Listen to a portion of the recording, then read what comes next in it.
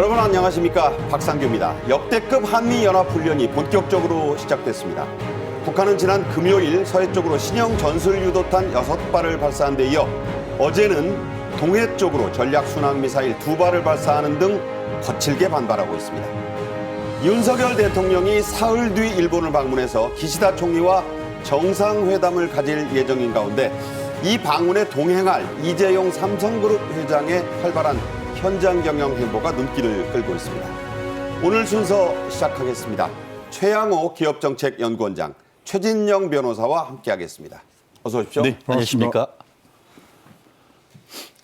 5년 만에 부활한 대규모 한미연합훈련이 오는 23일까지 연속으로 이어집니다.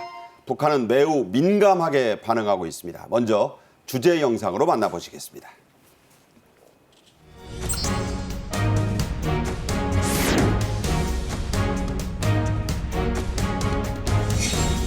한미는 연합방위태세 확립을 위해 3월 13일 월요일부터 23일 목요일까지 11일간 FS 자유의 방패 연습을 시행하기로 하였습니다.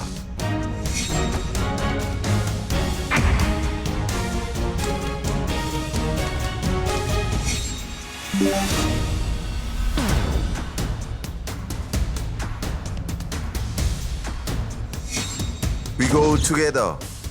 같이 갑시다.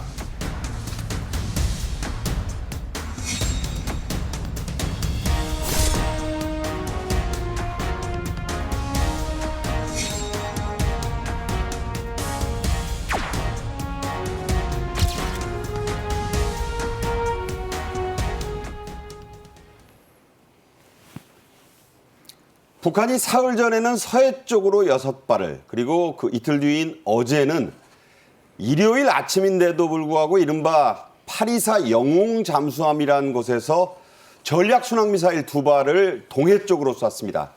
매우 신경질적인 반응이라고 봐야죠. 그렇습니다. 문재인 정부 때 사실상 한미 연합훈련이 중지됐었지 않습니까? 그렇죠. 그러다가 이번에 지난 오늘 새벽 0시부터죠. 그리고 11일간 지금 한미 실질적인 훈련이 개시하니까 그거에 맞춰서 선제 타격적인 그런 어떤 신경질적인 반응을 보이는 것 같은데요. 이 부분 같은 경우 오늘 잠수함에서 발사를 했다고 하는데 그 잠수함이 이름 자체가 824 영웅 잠수함입니다. 네. 이게 어떤 거냐면 지난 몇 년 전에 8월 24일 날 잠수함에서 발사하는 SLBM을 발사했던 성공을 시켰던 그 잠수함이죠. 네네. 그 잠수함에서 이제 결국은 순항 미사일, 크루즈 미사일을 발사했다는 점에서 어떻게 보면은 우리나라가 지금 한미 연합 훈련을 통해서 북한에 대한 핵 타격 능력에 대한 견제적 방어 훈련을 하고 하니까 그렇다고 하면은 우리가 SLBM 발사했던 성공했던 그 잠수함에서 우리는 크루즈 미사일을 발사한다. 이런 식으로 지금 대응하고 있는 것이라서 결국 우리나라의 어떤 한미 공조가 강화되는 것에 대한 상당히 어떻게 보면은 선제적인 대응을 보이고 있는데 이것 같은 경우에도 당 중앙군사위원회의 확대에 의해서 김정은이 주재한 다음에 이 발사했다는 점에서는 네네. 보면은 정권 차원에서의 대응이다. 이렇게 평가할 수가 있을 것 같습니다. 네. 근데 요번에 이 전체 연합작전의 성격이요. 다른 때하고는 조금 달라요. 네네. 전쟁 발발일이 D-Day로 해갖고요. 과거에는 D+35까지 해서 전쟁을 어떻게 막느냐인데 요번에 틀립니다. 우리 첫날이 D+90일이에요. 네네. 전쟁은 일어났고 그 이후에 어떻게 북한 특정 지역을 점거하고 그다음에 북한 안정화하고 이런 걸 하느냐가 목적이에요. 그러니까 네네. 옛날에는 수비 위주였는데 이번에는 공격까지 들어가 있으니까 북한이 굉장히 지금 신경질적 반응을 할 수밖에 없는 그런 상황이라고 보여집니다. 네. 북한의 이런 민감한 반발은 바로 그제부터 시작된 역대급 한미연합훈련입니다. 본격적으로는 이제 오늘부터 들어갔죠. 한미 군 당국자의 공동 발표부터 보겠습니다. 한미는 연합방위태세 확립을 위해 3월 13일 월요일부터 23일 목요일까지 11일간 FS 자유의 방패 연습을 시행하기로 하였습니다. 이번 연합연습은 북한의 핵 미사일 고도화와 최근에 일어난 전쟁 및 분쟁 교훈 등 변화하는 위협과 변화된 안보 환경이 반영된 연습 시나리오를 기반으로 맞춤형 연습을 실시하여 동맹의 대응 능력을 한층 더 강화할 것입니다. We go together. 같이 갑시다. 네, We Go Together를 한 뒤에 주먹 맞춤까지 보여준 것 다시 한번 보여드렸는데요. 11일간 연속으로 실시될 훈련의 이름부터가 간단치가 않습니다. 워리어스 쉴드, 전사의 방패, 또 프리덤 쉴드, 자유의 방패. 방패라는 게 두 개나 들어가요. 그렇습니다. 가장 핵심은 뭐냐면은 이것은 북한의 어떤 도발에 대한 방어용 훈련이다. 이런 취지가 그 내에 감춰 있지 않습니까? 네네. 실질적으로 지금 한미 군사 훈련을 하면은 북한 같은 경우에는 북한에 대한 한미의 공격 훈련이다라고 계속 비난을 하고 있습니다만 네네. 실질적으로 이 훈련 같은 경우에는 북한의 도발에 대한 방어적 성격이 있다라는 것을 얘기하신 것처럼 그 워리어스 쉴드 아니면 네. 프리덤 쉴드라고 해서 자유를 북한의 적으로부터의 방패하겠다는 그런 기본적인 어떤 틀을 얘기를 하고 있는 것 같습니다. 네네. 그리고 이것이 지난 정권 때는 사실상 한미 훈련을 기동 훈련을 사실상 하지 않고 워 게임이라고 해서 지휘소 훈련을 하면서 사실상 벙커에서 그냥 우리가 그 스타크래프트나 이런 그런 훈련을 하고 있었던 반면에 네네. 이번 윤석열 정부가 들어와서는 북한의 어떤 핵이 고도화되는 과정에서 우리나라의 안전을 실질적으로 담보를 하려고 하면은 기동 훈련이 있어야 된다라는 그 취지에서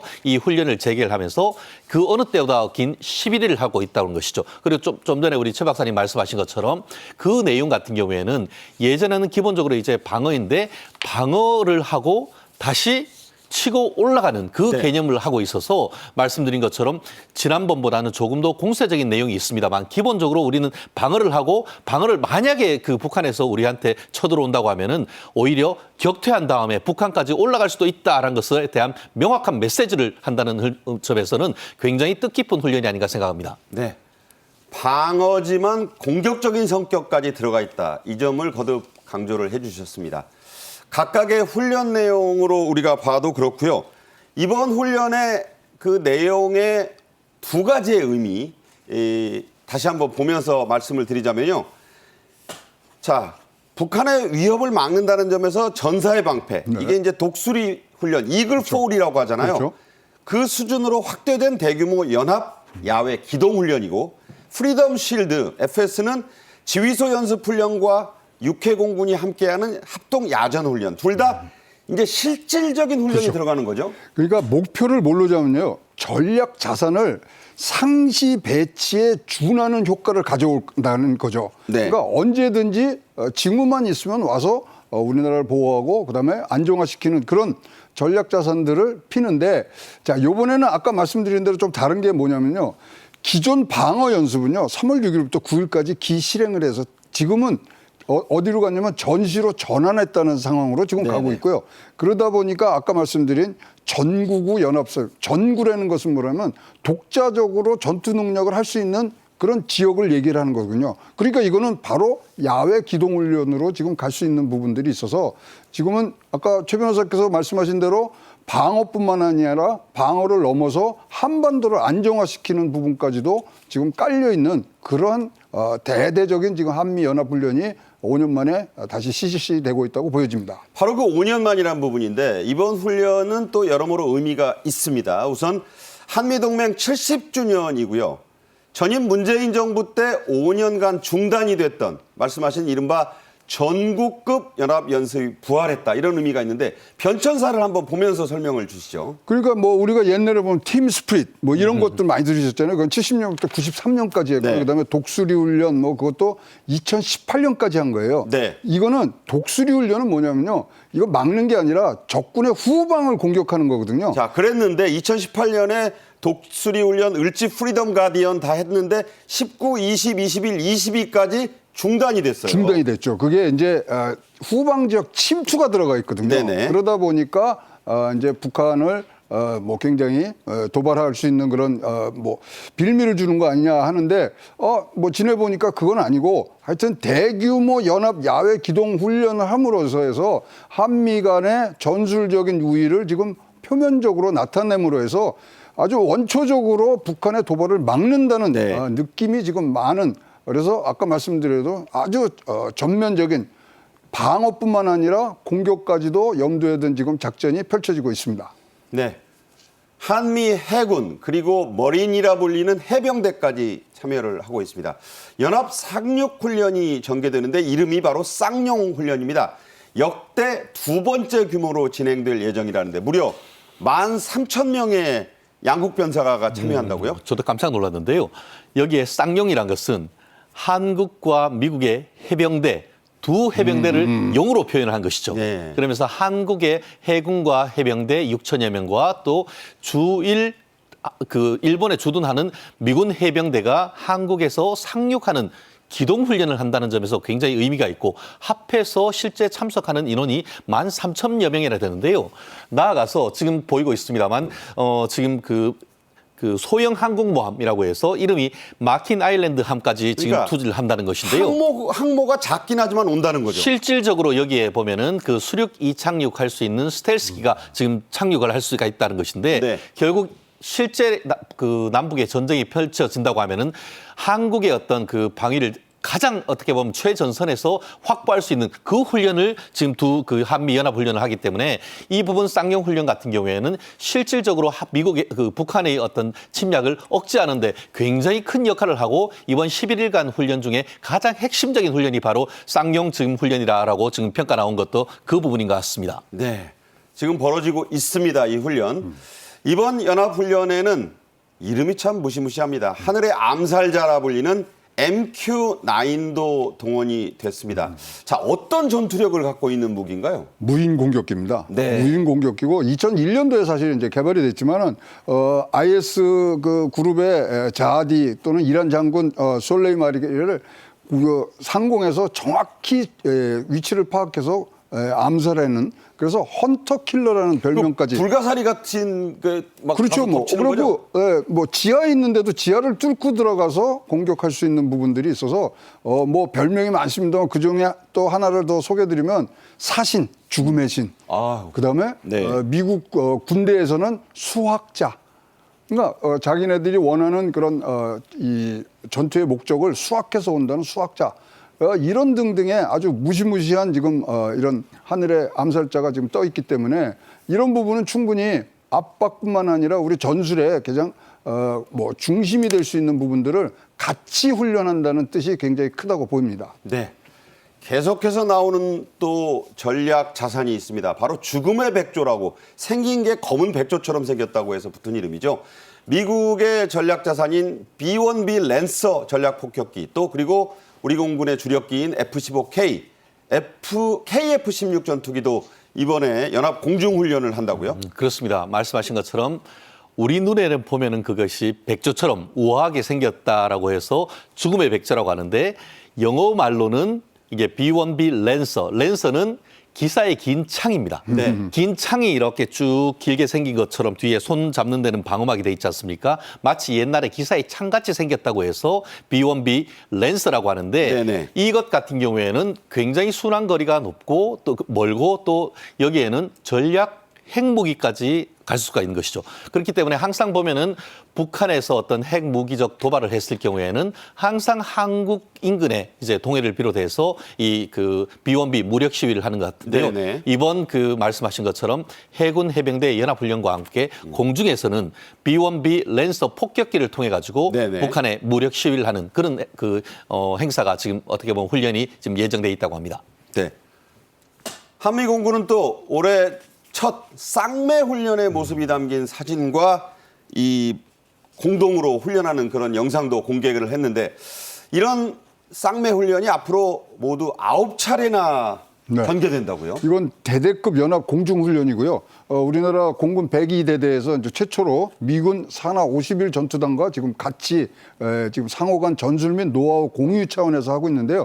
이러면 F-15K가 미국의 A-10하고 해서 10대가 떠서 대대급 작전을 지금 하는 부분인데요.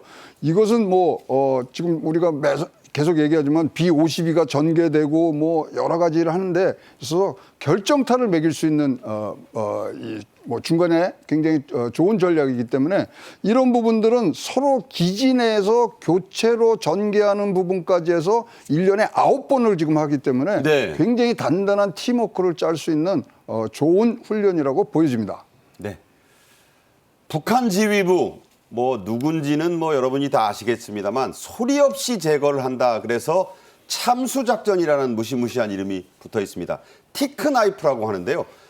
우리 군 당국이 이 훈련을 공개하는 것 자체가 매우 이례적인 일이라죠. 그렇습니다. 사실 그 북한을 상당히 자극할 수 있기 때문에 훈련을 한다라고는 얘기를 하고 있습니다만 실질적으로 그 내역을 밝히는 것은 상당히 이례적이다라고 할 수 있는데요. 실질적으로 이번 그 훈련에 보면은 이 포탄을 비처럼 하늘에서 쏟아붓는다라고 해서 고스트 라이더라는 그러니까 그렇죠. 유령을 모는, 타고 있는 네. 비행기다 이런 뜻인데요. 이게 어떤 의미가 있냐면은 그 비행기가 날아가면 밑에서 포를 쏴서 어떻게 보면 격추시키려고 하지 않습니까? 그렇죠. 그런데 이 고도가 3km 이상 하기 때문에 이 그 포 자체를 어떤 사정 거리 밖을 위에서 하다 보니까 그러니까 벗어나 있기 때문에 굉장히 안정적으로 적에 깊숙이 침투를 해서 적의 핵심을 타격할 수 있는 그런 어떤 폭격기가 될 수 있는 것 같은데요. 지금 이 것 같은 경우에는 말씀드린 것처럼 참수 작전으로 그렇기 때문에 바로 쓸 수가 있는 것이고 기존 같은 경우에는 한미 군사 훈련을 할 경우에는 그 기간 동안 북한도 동일하게 전시 체제로 들어가는 것이죠. 그런데 특히 이런 고스트라이더 같은 게 뜨면은 그 북한 같은 경우에는 지휘부가 다 벙커로 다 들어가면서 이 전시 체제로 하기 때문에 북한에서 어떤 느낄 수 있는 압박감은 그 어떤 것보다 가장 강력한 것이 바로 이와 같은 고스트라이더 같은 그러니까 항공기인 것이죠. 북한에 말씀하신 대로 방공포망이 못 미치는 곳에서 포탄비를 쏟아부으니까 그렇죠. 연습하다가 실제 상황이 될 수 있는 그런 부분을 북한으로서는 두려워하기 때문에 북한으로서는 이 부분에 대해서 굉장히 민감하게 보는 것이고 네. 그렇기 때문에 지금까지는 이런 훈련을 한다는 보도만 있었지 실질적으로 어떤 기종이 어떻게 보면 훈련을 한지에 대해서는 공개하지 않다가 이번 같은 경우에는 이 부분을 공개했다는 점에서 네. 상당히 북한에 대한 어떤 압박을 높이는 것이 아닌가 생각을 합니다. 네.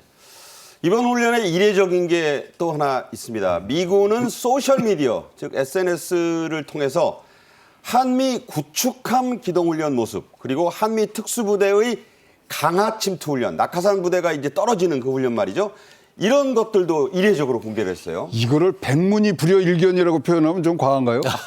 네. 보는 것만큼 믿음이 가는 게 없거든요. 그런데 이런 식으로 우리가 전개한다는 것은 분명히 뭐 북한에게 강한 압박 메시지를 보내는 것이기 때문에 잘 짜여진 그런 내용으로 지금 보냈겠습니다만은 결국은 한반도의 평화를 위해서는 힘에는 힘으로 싸운다는 그런 메시지는 충분히 전해진 걸로 보여지고 있습니다. 저게 바로 SNS에 지금 공개된 걸 저희가 그렇습니다. 그대로 보여드리는 겁니다. 네. 지금 그 훈련 모습을 공개한 거예요. 그렇죠. 네. 그러니까 이제 이지스함이 들어오면 이지스함이라는 게 모든 지금 그 안에 전파라든가 그다음에 미사일의 그런 동향까지도 다 알고 있기 때문에 니네가 어디서 쏘는지 우리가 다 알아. 그리고 침투 훈련은 그곳에 우리가 침투를 할 거야. 아주 굉장히 아까도 말씀드린 전략 자산을 상시 배치하는 정도의 아주 효과를 노리는 가장 중요한 또 시각적인 효과라도 우리가 충분히 나타날 수 있다고 보여집니다. 그 이지스 구축함이라는 게요. 사실 이 서양 사람들, 미국 사람들 그리스 로마 신화 좋아하는데 그렇죠. 아테나 신의 방패 이름 아닙니까? 맞습니다. 네. 자, 북한은 지난 금요일 전술 유도 무기 6발을 동시에 발사했는데 이때 김정은이 딸 김주애를 어김없이 대동하고 직접 참관한 것으로 보도됐습니다. 들어보시죠. 3월 9일 조선인민군 서부 전선의 중요 작전 임무를 담당하고 있는 화성 포병 부대를 현재 지도하신 후 화력 습격 훈련을 보셨습니다. 적들의 그 어떤 군사적 준동도 일과에 제압할 수 있는 확실하고 면밀한 림전 태세에서 타격 임무 수행 능력을 연마해온 화력 습격 중대는 적 작전 비행장의 주요 요소를 가상하여 설정된 조선 서해상의 목표 수역에 위력적인 일제 사격을 가함으로써 자기들의 실전 대응 능력을 자신감 있게 과시했습니다. 네, 보신 대로 김정은은 중앙군사위원회를 직접 주재하면서 중대 조치를 예고했는데 이게 예고라기보다 협박이라고 봐야겠죠. 그렇습니다. 말씀하신 것처럼 오늘 새벽 0시부터 해서 이와 같은 프리덤 쉴드 훈련을 하고 하니까 그에 대한 어떻게 보면 북한의 대응하지 않겠습니까? 그러면서 북한에서 발사했는 방향이 어떻게 보면은 그거를 이렇게 컴퍼스로 이렇게 하면은 한국의 군사 공항을 타격할 수 있는 그런 위치를 지금 그러니까 보고 있는 공군력이 것이죠. 열세에 있으니까 공군 기지를 노렸다. 그렇죠. 그래서 네. 원점을 타격을 해서 원천 봉쇄하겠다라는 그런 전략을 한국에 지금 보이고 있는 것 네네. 같은데요. 그렇기 때문에 우리로서는 이런 부분은 북한의 어떤 장사정포라든가 이런 부분에 대해서 철저하게 방어할 수 있는 그런 것을 미리 훈련을 할 필요가 있는 것 같은데 어쨌든 지금 북한이 이렇게 예민하게 반응하는 것은 한미 간의 공조를 통해서 네. 기동 훈련을 하는 것이 얼마나 북한의 압박이 되는가를 직접적으로 보여주는 증거가 아닌가 생각합니다. 네.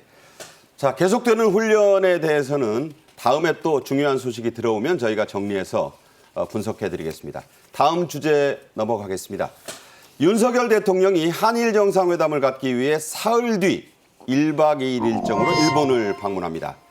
제3자 변제라는 새로운 해법을 먼저 제시한 일제강점기의 징용 피해 보상 문제도 물론 중요한 의제지만 무엇보다 반도체 등 경제협력 방안 간에 이를 둔 한일 간의 모색이 중요한데요. 그래서 우리 10대 그룹 총수들도 동행합니다. 이와 관련해 이재용 삼성그룹 회장의 최근 행보가 눈길을 끌고 있는데요. 영상으로 먼저 만나보겠습니다.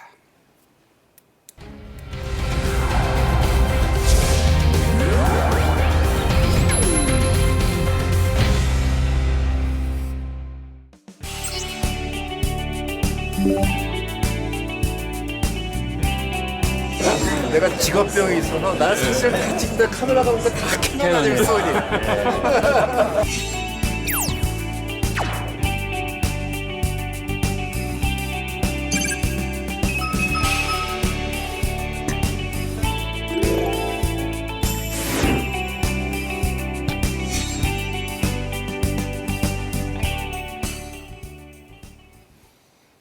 네, 윤 대통령의 일본 방문은 16일부터 17일까지 1박 2일의 아주 바쁜 일정인데 할 일이 참 많네요. 뭐 많은 것을 떠나서 진짜 중요한 그런 변곡점을 만들어야 되는 그런 책임감을 갖고 떠나시는데요. 일단은 이런 재계 사람들이 같이 가는 이유는 비즈니스 서밋이 지금 만들어질 것 같습니다. 그래서 네. 양국이 이제 이 경제 외교를 좀 다시 복원하는데 반도체, 그다음에 미래 산업, 그리고 또 공급망, 탄소 중립 이런 것들을 하는데요. 사실 우리가 이렇게 하려면 서로 이제 뭐 조금 잘 알고 손도 박자가 맞아야 되지 않습니까? 근데 저쪽에는 지금 누가 지금 이거를 주요적으로 끌고 있냐면 일본의 경단현 게이단의 회장이 사실 작년 7월 달에 윤석열 대통령을 방문을 하지 않습니까? 그분 이름이 도쿠라 마사카츠인데 지금 의기투합이 됐어요. 네. 서밋 하자. 그리고 지금 뭐 많은 얘기들이 지금 나왔는데 미래적인 한일 관계를 하기 위해서는 어쨌든 간에 미래 청년 기금 조성이 지금 중요한 뭐 화두로 떠올랐지 않습니까? 거기에 지금 참여하겠다는 의사들을 지금 밝히고 있고요. 네. 여기에 또 좋은 소식이 한국 내 암참이라고 미국 주한 상공회의소 주한미 상공회의소죠. 거기도 이제 참여를 하겠다 그래서 기부금 내겠다고 했잖아요. 네, 그래서 지금 굉장히 좋은 무드로 가고 있는 부분들인데 1차적으로는 한국과 일본 간의 어떤 경제적인 허들을 푸는데 1차의 방점이 찍힐 거고요. 그리고 이런 것들을 수확해 오면서 미래지향적인 한일 관계의 새로운 정점을 찍는데 이번 방일의 목적이 있다고 보여집니다. 네. 일본의 요청에 따라 이루어지는 방일이라는 대통령실의 입장을 지금 보고 계신데요.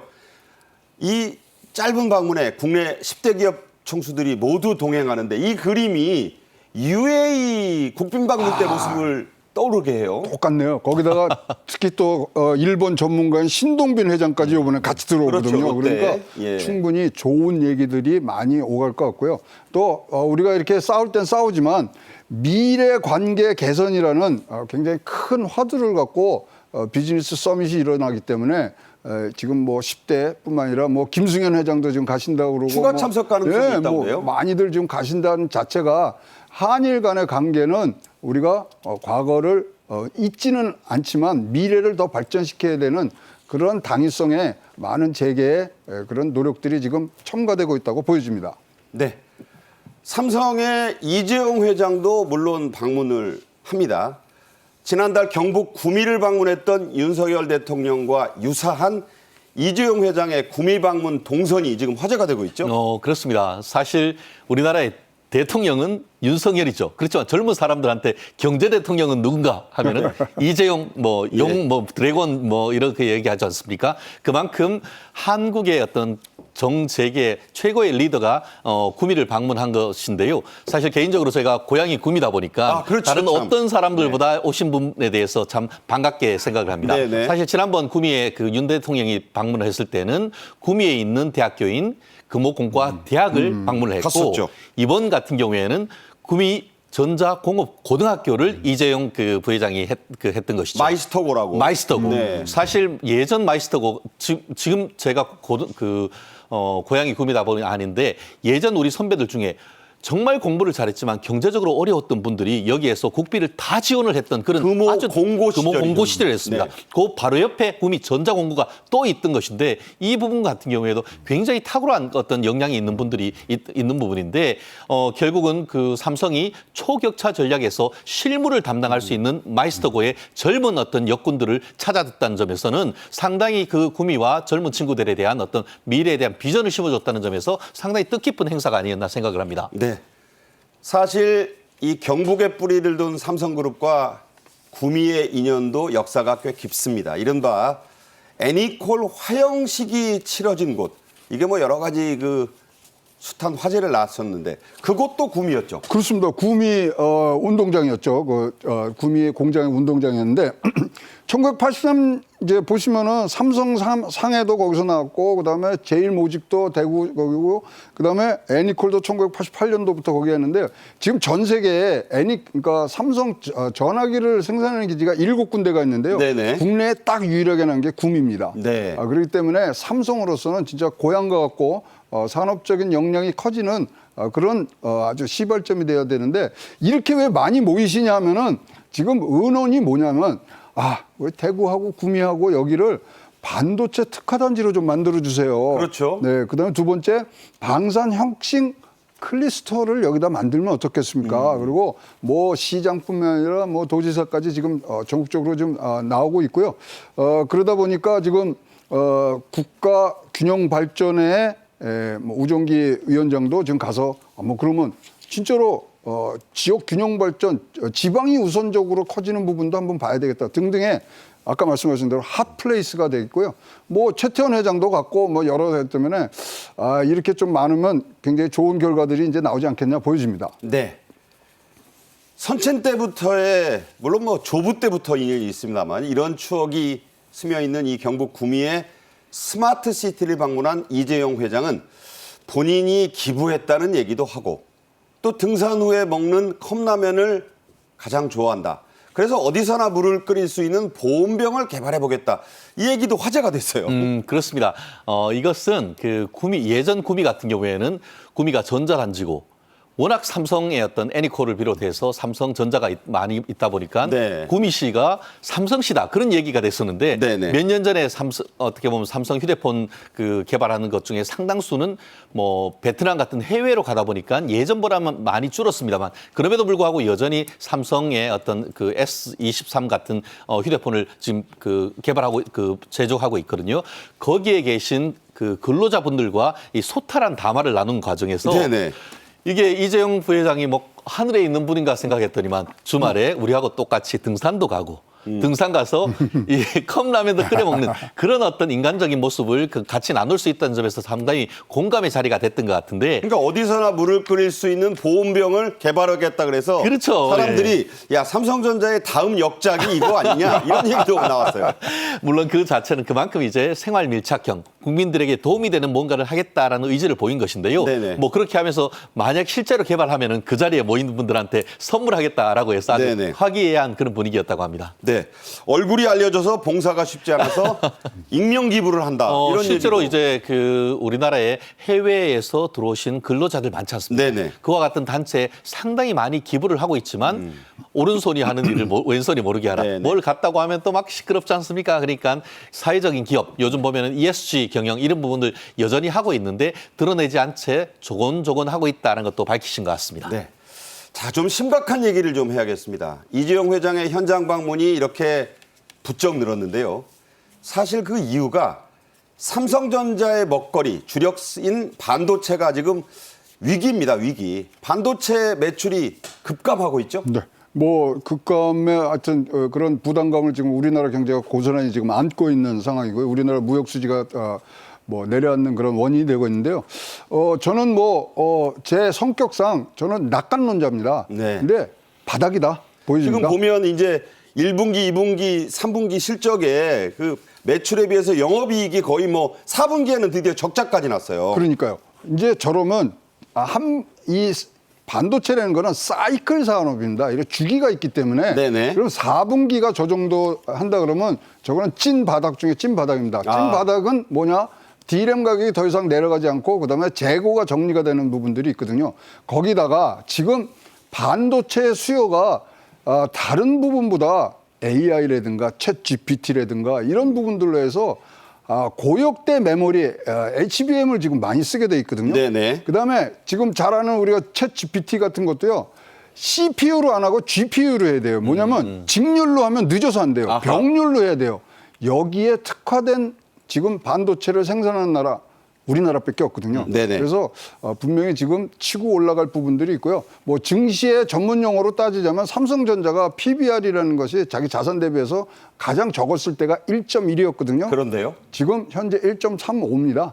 그래서 거의 바닥에 와 있다고 지금 보여지기 때문에 버텨라 이런 말씀인가요? 아니 버티는 게 아니라 이제 더 떨어지면 뭐 적극적으로 저가 매수하셔도 좋은 게 반도체는 6개월을 선행해서 주가에 지금 반영을 했고요. 네네. 현재 나와 있는 저가의 삼성전자는 모든 리스크를 지금 반영하고 있다. 이런 것들이 전문가들에서 나오는 공통적인 얘기이기 때문에 지금 뭐 활발하게 여러분들이 추이는 보시되 저가 매수도 좋은 전략 중에 하나라고 보여집니다. 이 파운드리라는 게 있습니다. 반도체 위탁 생산인데 이것은 세계 단독 선두가 대만의 TSMC죠. 삼성전자와 TSMC의 격차는 갈수록 커지고 있습니다. 일본은 반도체 후공정 여기에 집중을 해서 삼성전자를 바짝 뒤쫓으며 역전을 노리고 있는 그런 상황이죠. 그렇습니다.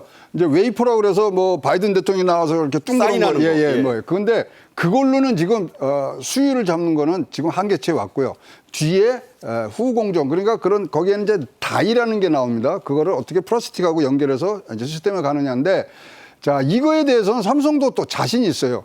All Gate라는 AGG라고 이것을 하면은 굉장히 좋은 후공정 기술을 갖고 있습니다. 아하. 현재로 지금 타이완의 TSMC라든가 후공정을 잘해서 더 지금 공장도 짓고 있지만 게이트 올어라운드로 했을 때는 분명히 승산이 있어 보이는 부분들이 있기 때문에 지금 삼성의 이재용 회장도 굉장히 조심스럽게 후공정 얘기를 지금 하고 있고 여기에 대한 생산 능력을 늘리겠다는 얘기들이 나왔기 때문에 하지만 일검승부가 지금 이제 진검승부가 눈앞에 있는 부분들이고요. 우리가 좀 나을 수 있도록 계속적으로 기술 격차를 벌려야 됩니다. 네.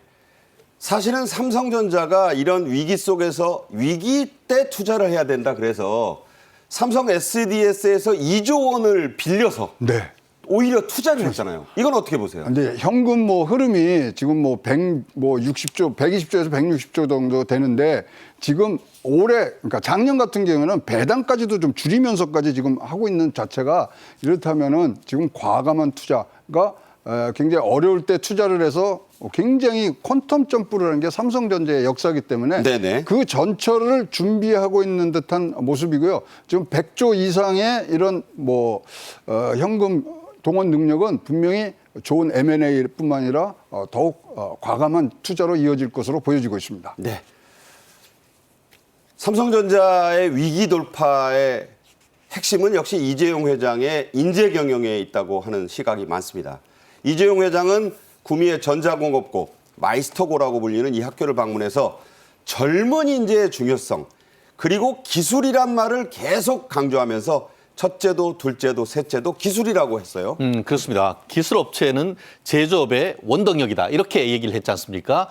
실제로 지금 그 구미에 있는 구미 전자공고 같은 경우에는 아마 입도 선매 우리나라에 있는 그 삼성전자건 아니면 SK 하이닉스건 이런 데에서 이게 먼저 졸업하기도 전에 다 취직을 시켜 가려고 네네. 할 수 있을 만큼의 어떤 역량 있는 젊은 인재 아니겠습니까? 그리고 지금 뭐 그 이재용 회장도 그렇습니다만 삼성의 초격차 전략을 들고 있는 초격차라는 책의 고노영 그 전 부회장 같은 경우에도 보면은 삼성 초격차의 핵심은 인재다라고 얘기하고 있기 네네. 때문에 이 젊은 전자인력에 대한 투자 앞으로도 아마 실질적으로 이재용 회장이 구미 전자공학과까지 갔기 때문에 구미를 비롯해서 전국에 있는 마이스터고 그러니까 대학교 갈 거 없이 고등학교에서 실무적인 인재를 많이 육성하도록 삼성에서 투자를 하고 그에 예. 대해서 많이 어떤 현장 라인에 취직시키는 그런 것도 대한민국의 어떤 전자산업 발전에 굉장히 큰 부분을 어떻게 보면 비전을 보여준 것이 아닌가 생각합니다. 네. 삼성그룹의 인재 경영은 이병철 창업주 시절까지 거슬러 올라가야 합니다. 이 창업주는 인재 경영을 최고의 그 가치로 두면서 직접 뭐 면접에도 들어갔다는 그렇죠. 일화는 그 경영학 수업 때마다 나오는 그런 얘기인데 또 관상하시는 분도 옆에 이제 네, 그런 얘기까지 같이 해서 있잖아요. 근데 네. 자 이병철 선대장의 인재관은 기업이 곧 사람이다. 네. 그래서 기업이 사람을 만드는 곳이 되어서 이윤 창출과 개인의 발전을 도모하는 그런 곳이 돼야 된다는데 자 인재 제일주의에서 이런 관상은 뭐냐면 네. 우리가 그 사람의 관상이 좋고 그러면 일단 찰색부터 봅니다. 얼굴의 색깔이 어떤지.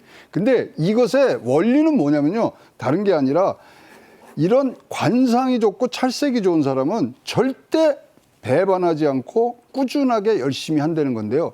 거기에는 또 다른 뜻이 뭐냐면 정직하고 배신하지 않는 것은 자기 수련 능력이 있는 사람들만을 뽑는다는 거예요. 그래서 지금 성적이 좋고 이런 것보다 자기 이 수련 능력을 해서 회사에서 요하는 여러 가지 판단력 그다음에 이런 것들을 회사와 같이 커나가는 부분들이 인재 경영의 아주 밑바탕이거든요.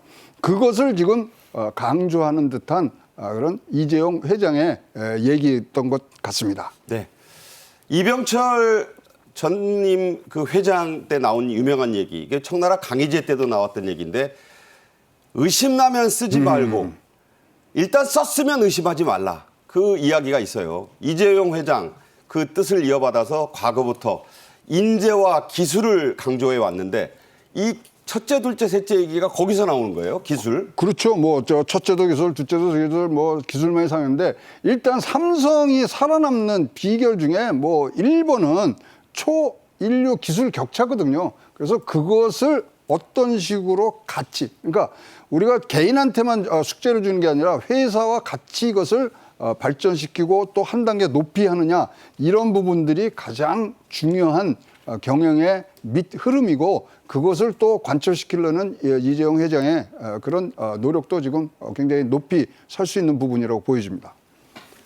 구미가 고향이신 분으로서 고향 얘기하자는 게 네네. 아니고 이 구미가 가진 그 어떤 경제 중요성 윤석열 대통령도 이것을 방문했고 그 동선이 유사하다 이런 얘기를 했는데 이게 이제 어떤 하나의 메시지가 될 수 있잖아요. 그렇습니다. 사실 구미는 대한민국 전자산업의 메카 아니겠습니까? 네네. 그러다 보니까 지금 예전 같은 경우에 LG전자, 삼성전자, SK 하이닉스 관련되는 계열사가 아직도 많습니다. 다만 그럼에도 불구하고 해외로 많은 기업들이 지금 나가면서 구미가 공동화 현상을 겪고 있습니다. 네네. 실질적으로 저희 집 근처에 있는 3공단이나 5공단은 땅은 조성해놓고 입주 업체가 없어가지고 지금 그런 애로가 있는 상태인데요. 네. 그러다 보니까 이번 같은 경우에도 그 김장호 시장 같은 경우에는 마치 윤석열 대통령이 내가 대한민국 1호 세일즈맨이 될 테니까 여러분들도 공무원들도 열심히 해라라고 하듯이 이번 같은 경우에도 구미의 1호 세일즈맨으로서 김장호 시장이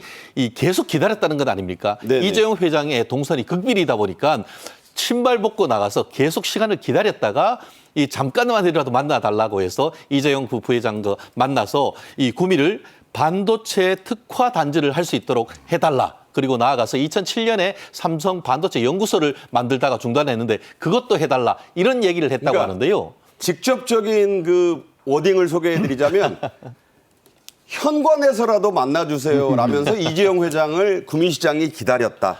그만큼 자치단체장으로서 절박한 겁니다. 절박하다는 거겠죠. 지금 본인의 이제 그 페이스북 저도 패치 있는 거 친한 선배입니다만 그 이재용 회장과의 어떤 그 현관에서 손잡고 있는 그 모습을 지금 올릴 만큼 구미 지방은 절박합니다. 지방에 많은 투자를 해주시기를 저 또한 그 기대합니다. 아니 구미시장님이 전략을 써야죠. 이재용 회장 등산 좋아하는데 금호산 올라가자 그랬어요. 컵라면 갖고. 그러니까 컵라면 갖고 딱 하면 거기서 뭐 진짜로 좋은 결과 나왔을 텐데. 저 아까 그 그래픽에도 나왔지만 2007년에 중단된 그 구미의 삼성전자 기술센터 부활이 사활이 걸렸다. 이 이유는 뭔가요?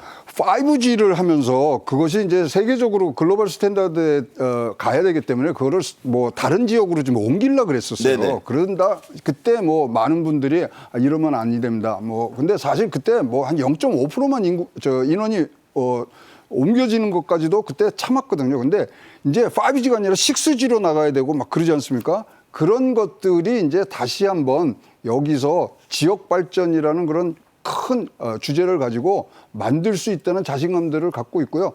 굉장히 지금 이 생산 기술로서는 특화가 돼 있기 때문에 그런 것들이 연결된다 그러면 통신이나 전화기 모든 것들이 다시 한번 일어날 수 있는 부분들이 된다고 보여집니다. 그러니까 이게 특화 단지를 만들어야 지역 경제가 살아나는 거지. 뭐 고등학교 가서 인재들만 기른다고 되는 건 아니기 때문에 클러스터 얘기가 그래서 나오는 거죠. 그렇습니다. 말씀하신 것처럼 구미는 전자의 메카입니다. 역사적인 정통이 있고 우리나라 지금 구미에 가면 그 가운데 이 수출 산업 탑도 있습니다. 그렇기 때문에 지방이 소외되는 것이 아니고 지방을 또 다른 어떤 그 전자 산업의 클러스터로 만들어서 그 산업에 특히 삼성전자는 전 세계적 기업 아닙니까? 네네. 그럴 경우에는 대구 경북을 넘어서 우리나라 반도체에 새로운 부흥을 할 수도 있는 그런 기회가 있기 때문에 삼성전자에서 지방에 좀 더 투자해 주십사 하는 것이 지금 구미에 있는 모든 분들의 어떤 염원이 아닌가 생각합니다. 네.